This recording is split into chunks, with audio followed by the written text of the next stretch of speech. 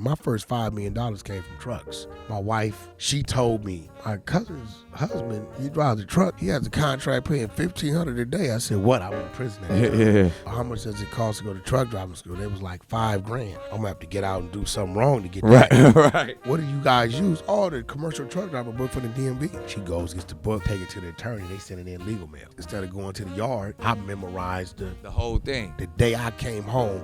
Before I went to the parole office, I went to the DMV, took the written test, passed it, and then I went to the parole office. Wow. I'm on high control, gang unit parole. This is not anything you guys offered in prison. And they're like, what is this? Truck driver. Like, Right. man, you got a 30-mile radius. You can't go nowhere. He went and got a supervisor. You know what? We're going to give you a shot. But every 10 days, no matter where you're at, you got to find a local police department. Give us the fax number, and then we'll fax you another 10-day extension. It's an honor, privilege, and a pleasure once again to be joined by someone that I look up to, that I learn from.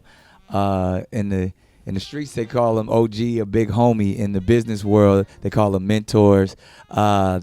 Someone that has lived successfully in both places. But today we're going to have the business conversation with Mr. Cash Jones, a.k.a. Wack 100. What's good, man? What's up, Nick? So I got to say this, man. This is really, we've been on this platform before and we've talked about multiple things, but I got to say I'm proud based off of what you're building with this new empire in the space of business. Incredible diapers. You cornered the market. Yep. And now it's been years in the making. We've talked about this and people are like, man, what Wack got going on? Or what y'all doing? And I know you've been getting questions. but it's brilliant. I mean, and it's funny because it's before I had a bunch of children that, you know, it actually kind of makes sense now that I would exactly be a part of a diaper company. But when you came to me early on, and you were inspired by being in the Bronx and the areas of the bodegas and knowing that there was a community that wasn't being served properly, and there was a lot of mothers, single mothers, families that were going without, and there was a market for a product that wasn't being super served, and you, for some reason, it was on your spirit to say, I'm gonna build a diaper company. And now, not only did you do it, but you went and you built a super diaper. You built an incredible diaper. Exactly. The best product. So even if anybody knows about the streets, you gotta make sure your product is on point, and then everything else will fall in line. Tell me about this diaper journey and tell us how we got here right now with, you know, incredible diapers, which is an amazing. It got science on it. It's You see how thin that diaper is? Thin is, you'll never think. Hey, yo, Nick, when you first kind of put your hands on it, and I know you tested it, right? I know you was like, hold on, man, what I got going on? It's real good. Not definitely. It's real good product. I'm telling you. I got 12 kids. I know. 12, man. How many baby mamas, Nick? 6. 6? Yeah. I need these diapers, right? Definitely. I know you do. I know you do. God show up right on time. If they gonna need diapers, I can keep this business afloat by myself. for real. You know, it was for one, I studied the greats, Dre, Puff. I watched a lot of them get rich in music, but they didn't get wealthy until there was a product involved. I watched Dre with the Dre beats. I watched Puff with the liquor line, Ciroc and Revolt and things like that. And you know, music has its ups and downs. And even sitting in my position as a man, you were still dependent on a man. Mm-hmm. Because if your artist does something or ends up getting himself in some trouble, right? Can you imagine the people that's on Juice WRLD team that woke up that morning? Right? Yeah. You're still kind of at the mercy of another man. So it was kind of like I was always motivated to have a product. I just didn't know what. Right. And, you know, I always find myself in situations to where things are put in front of me, and when it's put in front of you, I feel like you should do something about it. And it led to this. It was a journey. I mean, my man Steve Barcano, He had somebody running a diaper company, My Little Star. So he kind of gave me all the wisdom he had. My wife, she helped create the design, the print, Yes, the awesome. print on it. Her and her partner Phoenix White, they helped create the design and print. I was in the box as far as the making of the diaper. My liaison Panny. Literally, you were going to Asia. I remember I was to call you. Calling me from Asia. You where? Yeah. You know what I mean? Sending me videos of stuff, water absorbing on the diaper. Yeah, so it was a long struggle, but even with that, I felt like through this, it would position me to help the kids that turn into young boys and girls that eventually turn into teenagers and turn into our young man, which is our future, right? I said, you know what? This is building the community. That's building a community, and that's where the incredible kids came from, of all nationalities, and say like, you know what? We're gonna be with these kids from the birth all the way on up. From diapers. We Right. start them in diapers. Yeah, start them in diapers, and let's make sure we can put them in a position. I got this vision, brother, to have incredible communities to where the kids we sponsor, we offer them to be able to move to these places where it's schools and things going on. We can break that cycle of these kids finally going outside and falling victim to their environment. I was a product of my environment, to where if we have a child that's excelling in a certain area, we can focus on that, and we can take our company and say, okay, where this is where we want to expand. In the next 10 years or 5 years, we're projected to graduate this many children, right? And they will specialize in this, that, which means we can put plants here, there, transition them from college straight into the incredible situation to where they don't have a debt. Yep. To where they don't have to go back to the streets.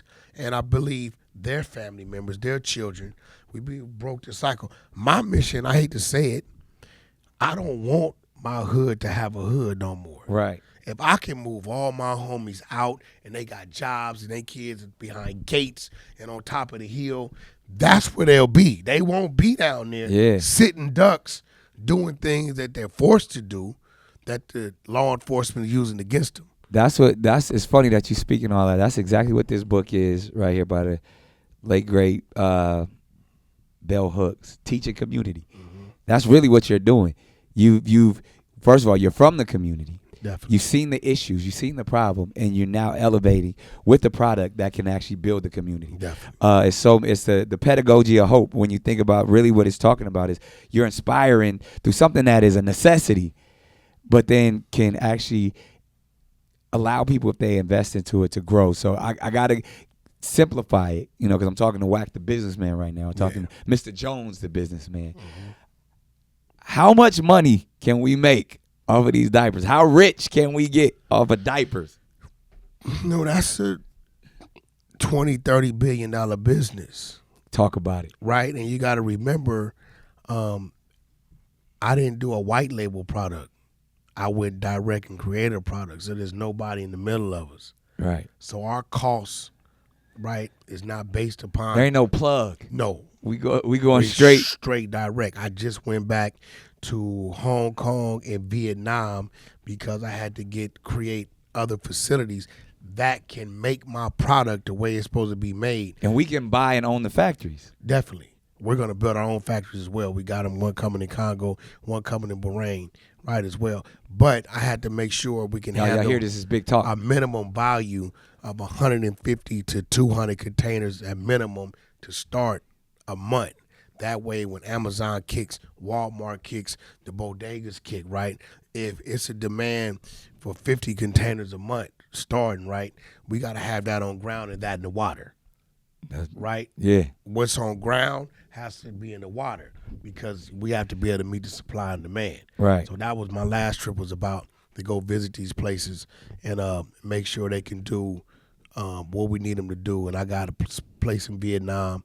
and a spot in Hong Kong on top of what I'm doing in China that can satisfy that. And then along with that comes Bahrain and the Congo.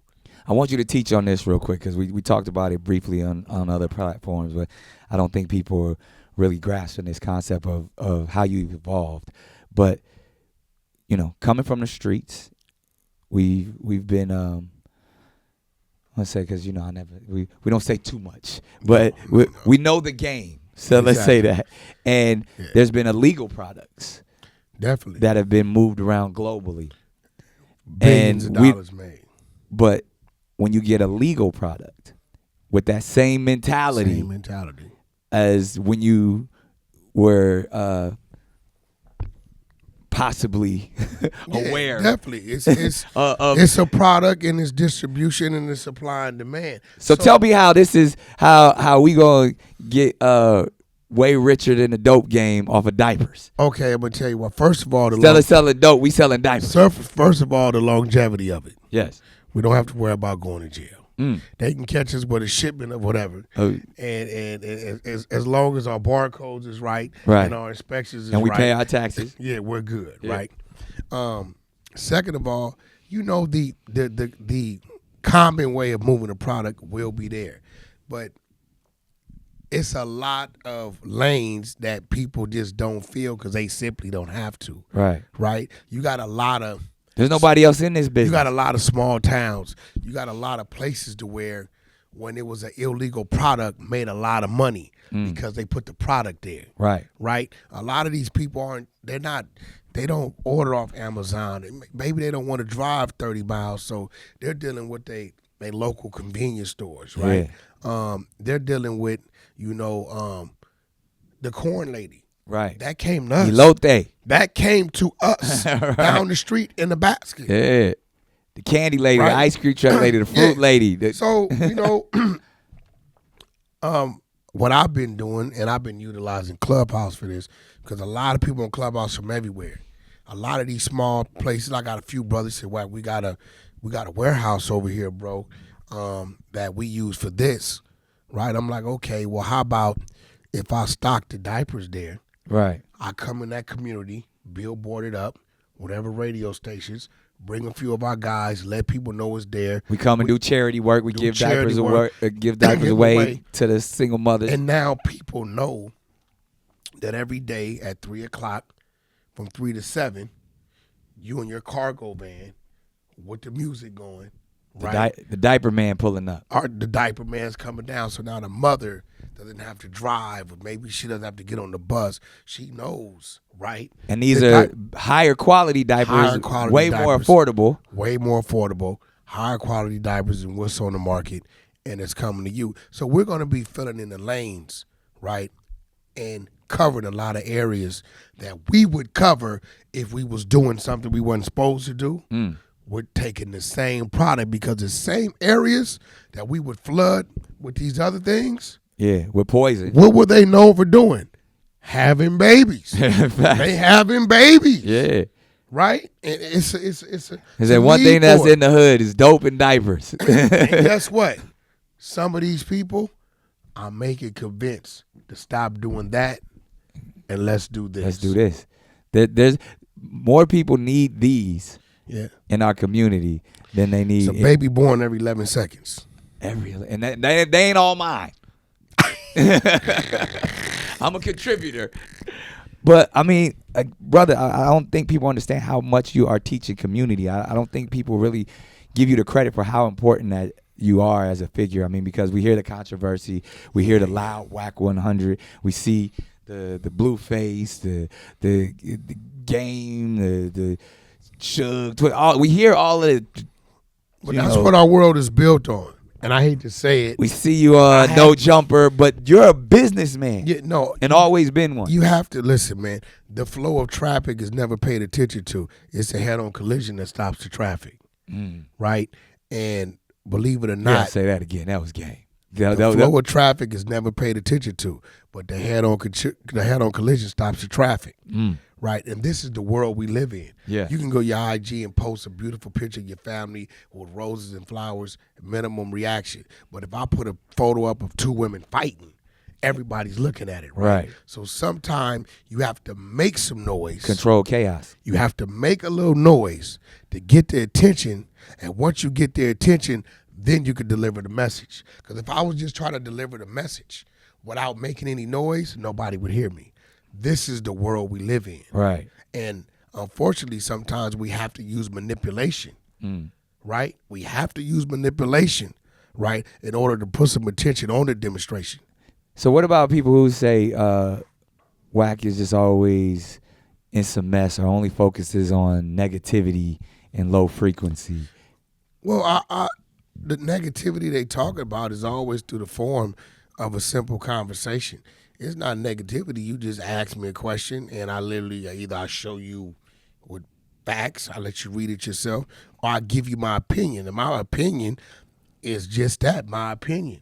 You know what I mean? I hear the Israelite brothers and the Muslim brothers debate all the time on my stage, and I pick up some good things from both sides, right? But again, this is their opinion of it, right? I don't say he's bad and he's bad. They will tell me if I'm speaking on somebody that they're in favor of, it doesn't matter what I put in front of them. It could be all the way right. They're still going to say I'm the bad guy. So let's talk about this because we got to talk business. We got to talk perception. Yeah. As your partner in this, it's like people will question, well, all right, is you being so controversial bad for business? Is if we're trying to build a diaper company, but it's I've been slowing down. Right. Is it and that's a conscious decision because we know there's an exit plan. I've been on slow down mode. When so many people ask me to come and talk about certain things. You know what I've been getting? It's been a lot of people that I don't even know. I'm like, bro, I don't know them. Right. Yeah, but we want to send you this stuff, but we want your opinion. I don't know them. Right. So I've been shying away from those things. Because this diaper business is taking off in a big way. Definitely, right? Lately it's been the Keefe D thing. Yes, we have heard about that. It's been the Keefe D thing, right? And me personally, it's Keefe D cannot.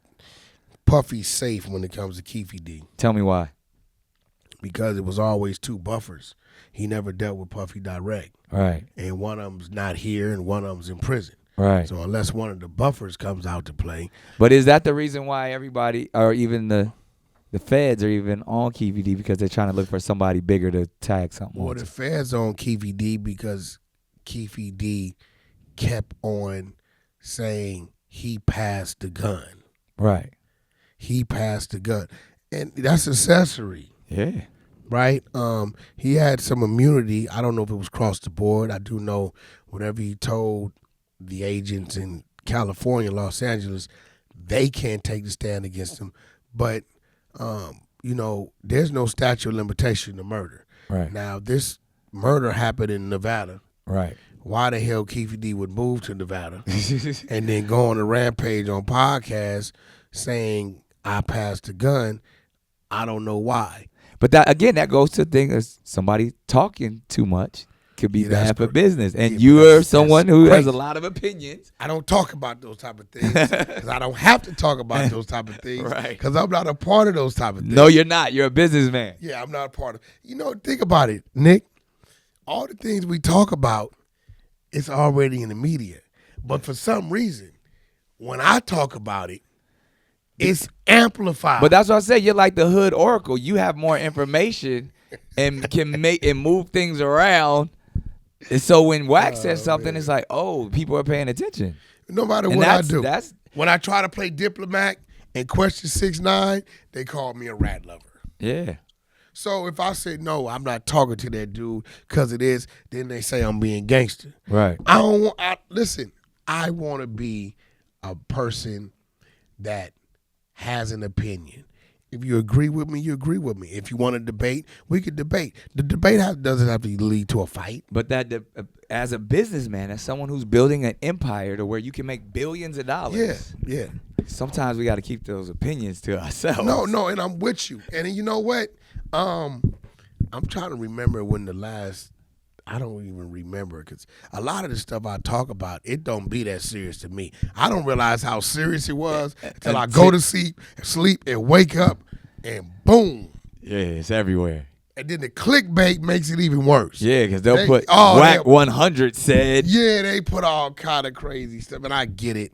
I guess because there's a lot of conspiracies out there. I mean, everything like you said, even just us mentioning something that's headline news now with Tupac and they got audio. They got his audio and everything going. It's audio from years ago. Yeah, but it's something that's always been there. And I mean, from our relationships with Suge over the years to street politics, but to now as we evolve and we're looking to do away with that stuff, still stay connected because it's all about the community. It's phasing out, Nick. Is it? It's definitely. I'm gonna tell you, overall, our whole that late '80s to that 2005 era is phasing out. But they also, and again, because we're educating people, we're talking. They say we can't get too comfortable. No, we definitely can't get too comfortable because what's phasing in is real life. Right. A lot of people don't realize we're in a recession right now. Right. You see what's going on abroad. Yeah. Right. The study of our food, I've been seeing a lot more of that being exposed. World wars. You know what I mean? Famine. Yeah. Right. So, no, you cannot get too comfortable because we can wake up any given Sunday. Yes. And life as we knew it could change drastically because of something one of us have created, have launched, have done, right? They got things, Nick, that they can let go that can just straight run through our animals. Annihilate. And then chemically, and we wouldn't even know. We wouldn't even know. So life as we knew it, it ain't about the car. It ain't about the house. Because we can't even leave our house no more. The bank accounts, they don't even know where that's at anymore. Yeah. Now we're fending for ourselves. Now all the money we thought we had is now been deleted. We're demolition man. We're scrapping things. We're claiming land. We're like this is the things that I focus on because I know we're too comfortable right now as if it can't happen. So you're not worried about the streets. You worried about the system. No, I got a pretty good rapport in the streets. A lot of my street guys have been making positive moves. I help assist them, and they're taking a lot of their young ones and tying them into a lot of legal ventures. It's a lot of great conversations that goes on at my table about real estate. A lot of them. I got a group of dudes from the street trip. They get involved in developing. They serious about it. They're trying to build our community. They've already brought land and things like this. So it's kind of like used car dealerships. A lot of things. Stuff that we always talked about. I mean, as a brother who's actually doing it, and because you're an example of true reform. Yeah. You've been inside, you've been in facilities of incarceration, you came out, changed your life, became a successful businessman, and then helped other people become successful. Yeah, that's real. You're teaching community. But you don't get the credit that you does that ever bother you that? No, because you know why? I don't do it for the credit. I don't like people would tell me, you're a celebrity. I'm like, I don't look at that's not how I see it. I don't set out and say I'm gonna do this for this to happen and make these moves. I set out, I got a mission, objective, and then I'm targeting that. I don't mind that people don't put me over here with these people. As long as my people answer the phone, right? As long as I can sit at the table of business, right? That's all that matters to me. And it's another group of people that I feel like is not getting credit. Like one of my OGs, Little Man from out the Six Deuce Brims, did 28 years. Right. First dude to teach me the ropes of prison when I got to prison as a pup. Right. He come home, got a trade by electrician. Yeah. Got contracted, helped build the SoFi Stadium. Wow. The new Kaisers. Called me 8 months ago, got his passport. Wow. Taking his first trip abroad. He did 28 years for murder. Wow. Very known dude. So when I see that, See, he didn't get out and rob a bank. Yeah. He didn't get out and go to drug dealing. That lets me know the streets is moving into a right direction because his little homie is saying, man, the big homie that they've been saying gonna come home has come home and he's doing these things. Legitimate business. Yeah, right. And I think our youth, they're still chasing the music, but I think they are now believers in legitimate business. Well, I mean, when you could see it, I mean, right there in front of you, like Yeah. you said, you done said it, everybody from, you know, Dre's a billionaire, Puff's a billionaire, Jay's a billionaire. You're in the diaper And business. you got now. those silent guys. Yeah. Stat Quo. Yeah. A lot of people say, where's Stat Quo? Stat Quo. Yeah. Stat Quo just did a deal with Coca-Cola. Mm. Stat Quo is partners with Cole Bennett, Lyrical Lemonade. Yeah, yeah.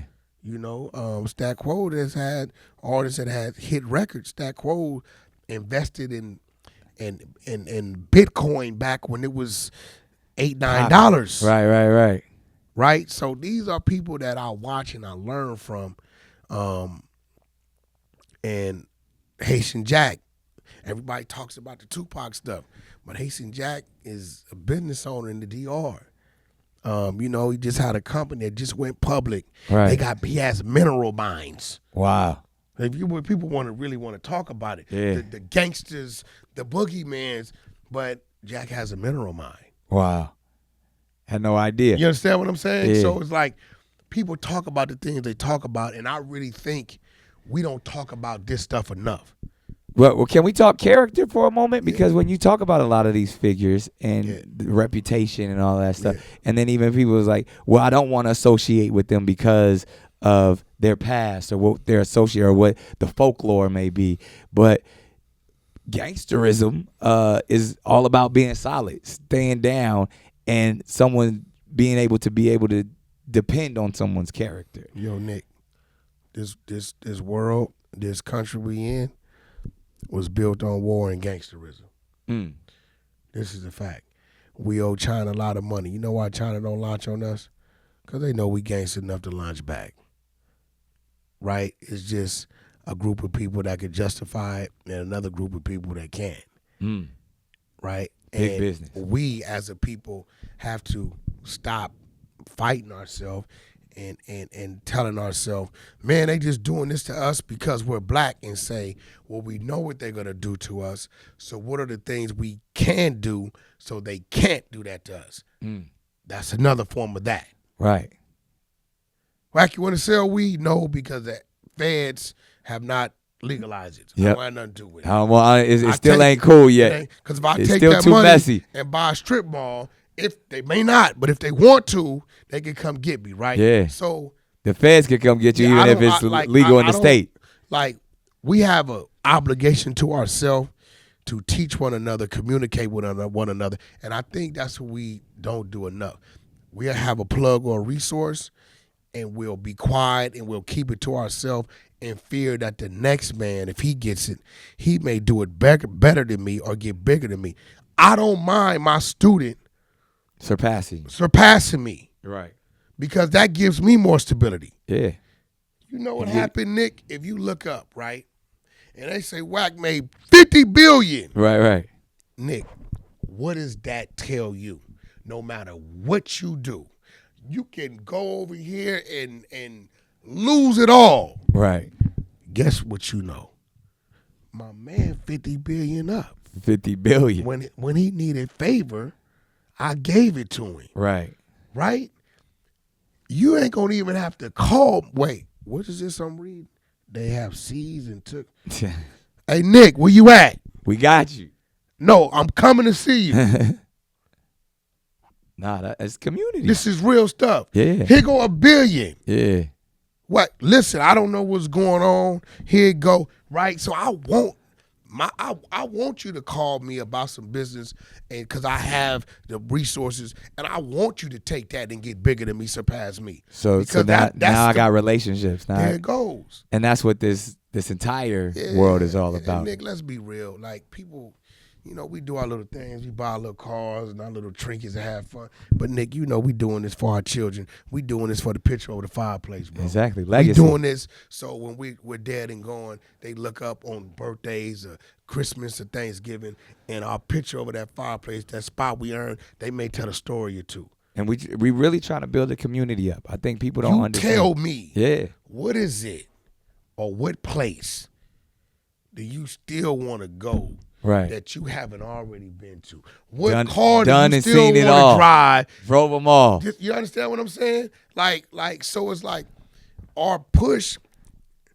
It's giving opportunity to others and building our community and our That's legacy. really what it's about, bro. So the fact that we're doing this, again, back to, because, I mean, the diapers is such a beautiful platform. And there's more products: diapers, wipes, the baby bombs for the clothes, the feminine product for the women, the breast, for the leaky breast milk. We're going to keep going on and on. The Incredible Kids, they're going to be play figures. We doing it all. Yeah. We know the relationship with Toys R Us. We know the relationship with Nickelodeon. We know it all.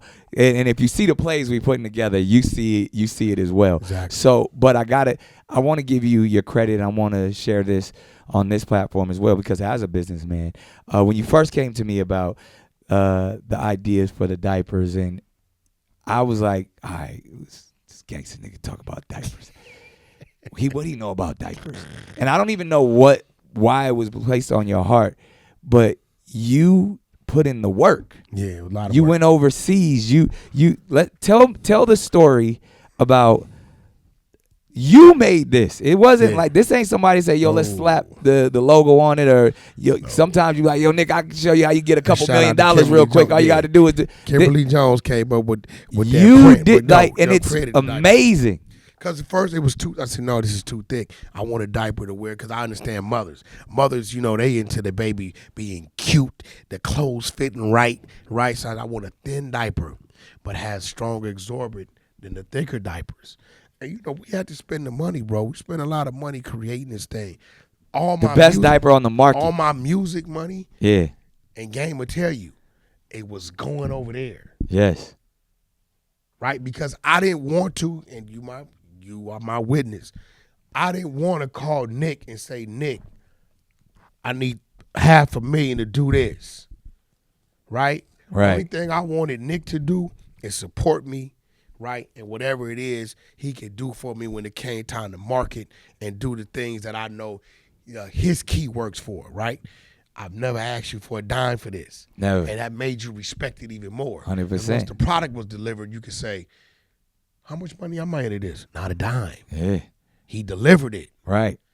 You know what I mean? And Floyd asked me, he said, hey, who's doing that with you? I said, it just been me and my team. Yeah. Right? And my team is with me, and they haven't said, outside of the things I got to pay for, when I'm flying, I make sure they move with me, things like that. But they haven't said, for these services, right, we need this. Wack, we with you, because it's going to be big. And we know once it happens, one thing we do know about you is you got a big heart. You're going to make sure we straight. Yeah. Right? So, and it's people that work. R&B does a lot of work.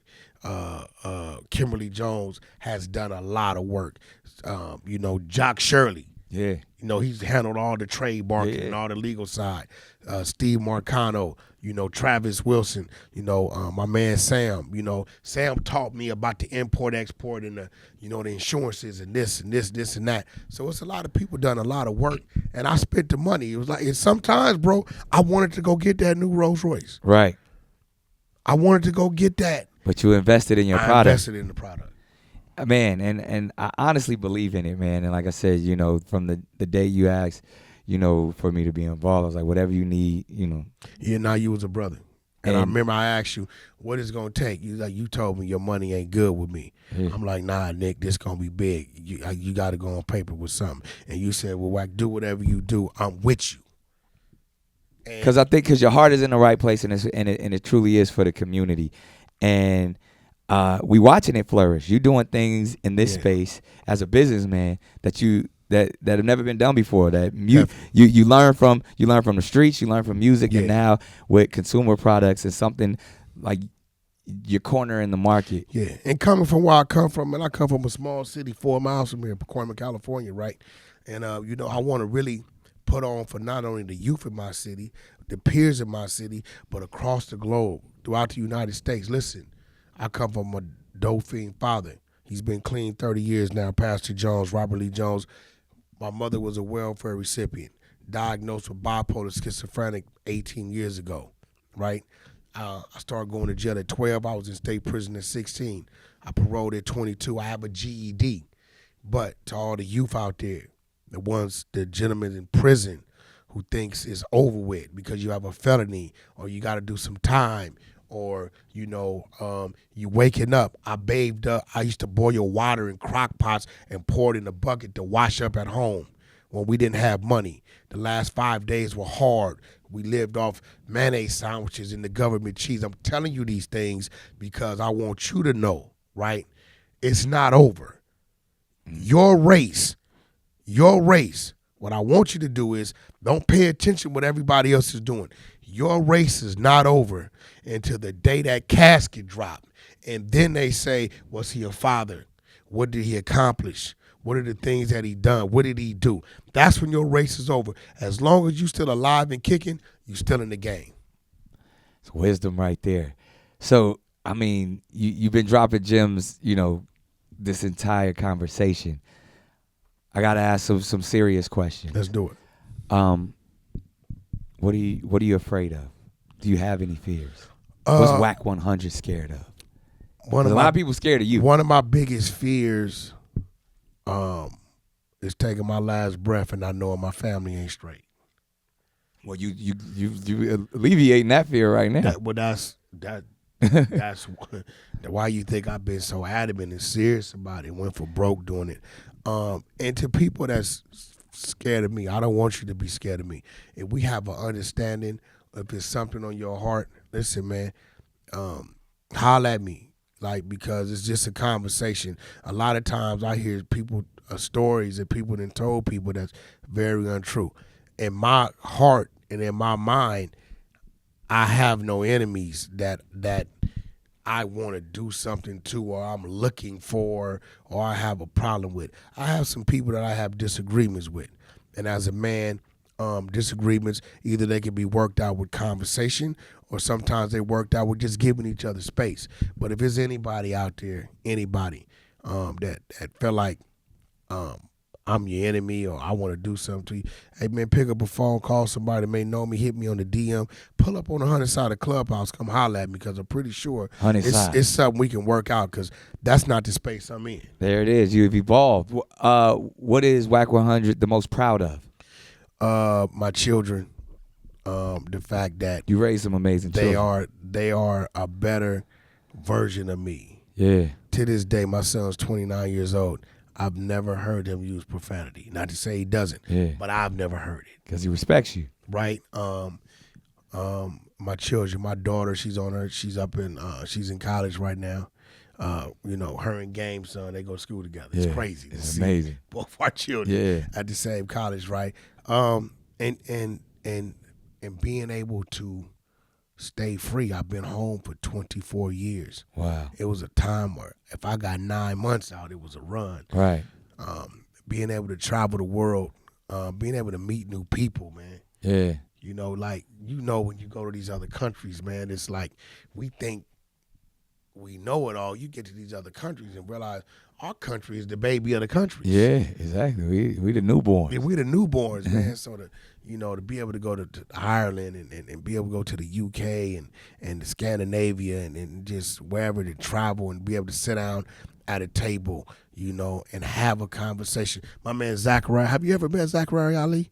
Nah. Out of Philly? Nah. Very knowledgeable brother. I got to put you with him. Put me on. No, you gonna love him as a mentor. Yeah. He calls me out of nowhere the other day. Yeah. Hey, been watching you.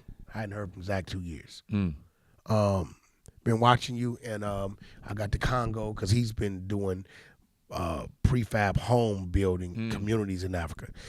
Congo, they heard about the diapers. And they want to give us the contracts to bring incredible diapers to the Congo. Wow. I'm like, Zach, he said, oh, bro, I've been watching you. Yeah. You stayed the course. Yeah. But this is somebody that was talking to me about Dubai when I said, what is Dubai? What are you talking about? Right. He's already over there. Right. I'm in Dubai. He's the reason why I download WhatsApp. Wow. Right? Yeah.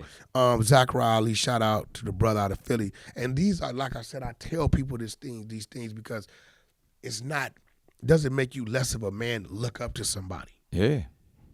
You know, I look up to people for certain reasons, and the same person looks up to me for certain reasons. I think this macho thing we got going on with our people is getting in the way, and we need to learn how to let's humble ourselves, and let's start resting in our peace, and let's start opening up our mind to conversations. There it is. What's the best business move Wack 100 has ever made? Streets, music, consumer products, management. What's the best business move you ever made, and the greatest lesson you've ever learned in business? Truck driving.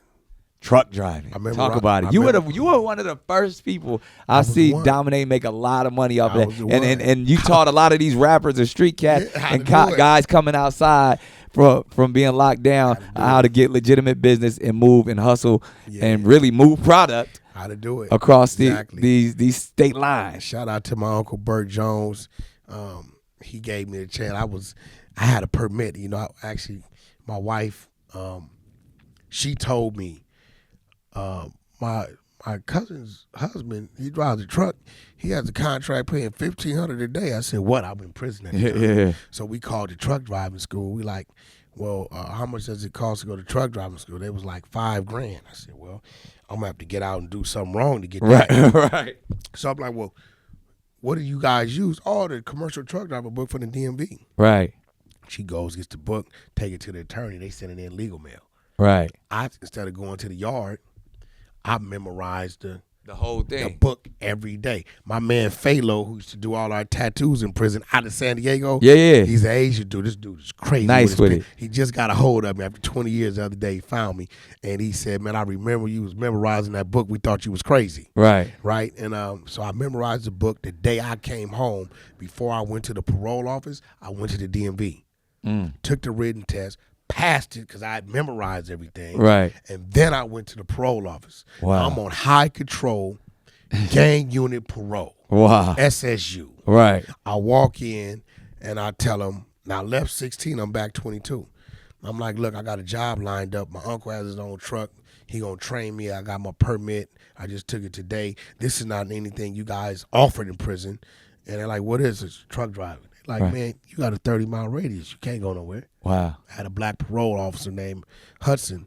I said, if I was your son and you was sitting out there in the parking lot, knowing how I applied myself, I have a child, right? Would you want you to give me favor in here? He looked at me. You said this at 22? Yeah, he looked at me. He went and got a supervisor. He looked at my paperwork. He said, man, he just took this morning. Right. He passed it. He like, get your uncle on the phone. Got my uncle on the phone. Are you a felon? No, I'm not. Tell us about your truck. He told him he had a Qualcomm tracking system on it. Right. He'll give him access. They always know where I'm at. Right. You know, he was my father's brother. Yeah. He told him how he raised me with sports and everything. And, right. You know, just so on. You know what? We're going to give you a shot. But every 10 days, no matter where you're at, you got to find a local police department. Go in there, give us the fax number, and then we'll fax you another 10-day extension. Wow. And that's how it started. My first $5 million came from trucks. Wow. Trucks, not music, trucks. Ray J and Game would tell you. Ray J, it was all the way until like 2017 because I wouldn't park the truck because I had my own truck. I remember they were like, where Wack? Oh, he went on the truck driving. Like, wait, what? Yeah. Then I had a fleet of trucks behind me, right? Right. So I was doing great money off the trucks. And the reason why it was my greatest investment, it kept me away. Yeah. It kept me away from me. It got you off the block. Yeah. I wasn't on the block. Yeah. And I was able to see the world. Things that I've never saw before.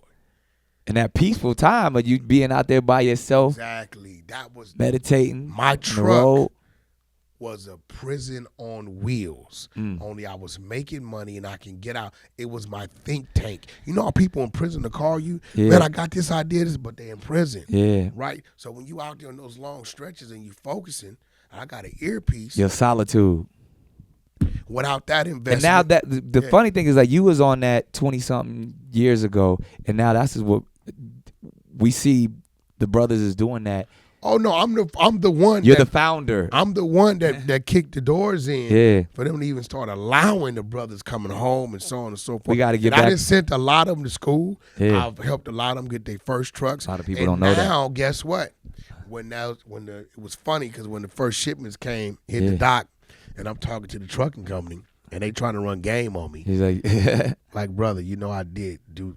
I've been doing this for 20-some years. I still have my CDLs to this day. Yeah. My personal truck is still parked in the yard. Right. Truck and I'm, sentimental things. I just Yeah. won't let it go. It's still there, so it's like I can't wait to see the incredible diaper trucks going up and down these highways. That's gonna be crazy. So, I mean, the billionaire, Cash Jones, it's manifested. It's happening. This journey is they're gonna talk about you for a very long time, man, of what you came from nothing and you built a $1 billion empire about and for your community. Yeah, but you know what? It took a lot of effort on my behalf, a lot of thought. Kimberly Jones, my wife, my kid's mother, that support, my children for being a motivation. Suge Knight for showing me a lot of good things and also able to see a lot of bad things. Even you learned a lot of lessons from Suge. Yeah, a lot of lessons because you learn what not to do, right? Because you seen the outcome of it. And then a host of my friends, QCPs, Top Dogs, the Birdmans. All the billionaires that you just named. DJ K. Slay. But guess what? I remember Top Dog when he was in the Durango in New York, 6 deep, saying, "Wack, we in New York, we don't know where to go." Yeah. I see. That's why when people be like talking about TDE, I watched those brothers. I watched him sacrifice. Yeah. You know what I mean? When he was quick. Yeah, I watched him sacrifice before he got to where he was at. Same thing with QCP, him and Coach K. Come on, we watched Coach K work for Jeezy, get fired, Gucci Mane get fired, right? They tried to throw him away. Him and P come together. Boom. $300 million. We have. Yeah, look what's going on. My man, Miami, headliner Mike and Liv. Yeah. These are guys that allow me into their world to ask questions, to attend lunches and dinner meetings with them, and I can ask them, how is this working, that working? My man Steve Marcano, the list goes on and on, to those Alan Grunblack for giving me a chance when nobody else. Ray J for giving my first real industry job as management. Yeah. Right? Game. Yeah. For saying I'm a pass you the torch and you run with it. Yeah. Right? So at the end of the day, it's my man Sam, man. Like, I met Sam on a whim. Like, Sam works for the embassy, bro. Yeah. He's a liaison for the damn royal family. Right. Do you understand what that is, right? Facts. But this is my friend. Yeah. Right? So to know you have that support, so if you slip and fall, they gonna help you get up, means the world to me. So and like I said, I'm doing this for my people. I want to be a part of the change of our people. I want to connect with these black banks I'm hearing about. I hear a few black banks like in Atlanta. You know what I mean? Like, I want to be able to empower our people, but then let's still merge with other people. Yeah. Because that's the only way we're going to become that. Understood. And you live it. You've invested your own money into it, your time. I've watched for years that you dedicated this, and all that is going come into fruition because of what is there, man. So I asked you, you said you're the most proud of your children. You definitely should be, but you should definitely be proud of what you built with this company, and I could see it going further and further. But for the people that are watching it and paying attention, what would you say is Wack's next play now that you've established what this? I got a problem with, and it's crazy because you did something maybe a year ago. I got a problem with our homeless population. Once upon a time, the homeless were like a lot of the mentally insane and drug dealers and things like that. But now if you go out there, which I do periodically, they're regular people that just had to make a decision between the car note that got them to the job or the house. If they they kept the house, they wouldn't have the car to get to the job. Right. So now they're down in the embankment in the tent. And I really don't understand why property owners are they won't cap things. But yeah, it's a situation where you can make $1 million a month off your situation. But if you got 100 developments and you can make things affordable for all, I want to be in a situation where I may reduce that down to $600,000 a month, and let's put a cap back to the community. Yeah, let's put a cap on it. I'm right now. I got my hands on the 24 unit situation, which will probably be the first incredible community. I want a smart house. I'm solar them up, put a cap on it, contracted to where 5 years it won't go up. It's 20-30% below what it's supposed to be. Yeah, I can make more, but why? Let's make these things affordable. We're gonna build some legislation around it. We're gonna get the government to make sure that we need the dollars are there. If we do not listen, this is what people need to think about. I'm just throwing a number. If it's 4 million people, let's say in Los Angeles, right? And you look up, and 3 million of the people are homeless. Right. And these are ex-military people that really work regular jobs. This ain't the derelict, crazy people that you think don't know what's going on, right? A revolt, a mess around and happen because they're like, well, we know everything. We know what's in the warehouse. We know this. So now guess what happens? You got 1 million people that's living in homes, 3 million people in the streets. Right. Because of greed. Because nobody wanted to adjust. You're going to force these 3 million people to survive and to feed off these million people. Right. Then what do we have? Right? So I think my next move is I want to get off into serious developing, but I want to do what they call RC communities, rent control communities, and make them affordable, back affordable to how it used to be. To if a person goes to work and after they pay their bills, they got enough money to be able to enjoy something. Yeah. One thing that's common here is that you're about your community. You're a protector. You're a provider. And I mean, I think you dropped a lot of gems. I think people don't get to see this side of Wack 100.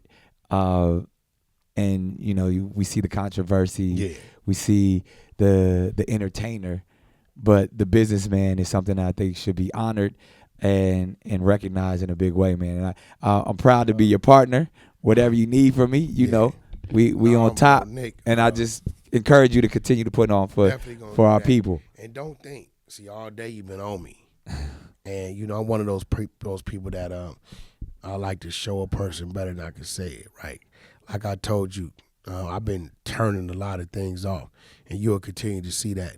I respect you, and I know I definitely have to honor you, and I understand business, and I understand your business. I understand the type of businesses you are a part of, right? Yeah. And the last thing I want is for my business that you're assisting me with to be scrutinizing you and yours. Right. So I'm definitely, as a man, going to do my part. I know how to bow down and submit to those things that you're supposed to bow down and submit to. Before the fall comes a pride. And if you're in control of your pride, you might not fall. Right? So Wisdom. You got my word, as a brother and as a man, because you somebody that I respect, for one, and you somebody that I'm going to protect. Appreciate you. At all times, and you know that. So I can't be one to be able to protect you against others, but then I'm a threat to you because of your help to me. Right. So, a lot of those things, I got a run coming in the next month or two. You know how those runs are when you're making your transition, sitting on different platforms, doing things like this. And it was important that I did this with you first, because it's really about that. Facts. Which is about you.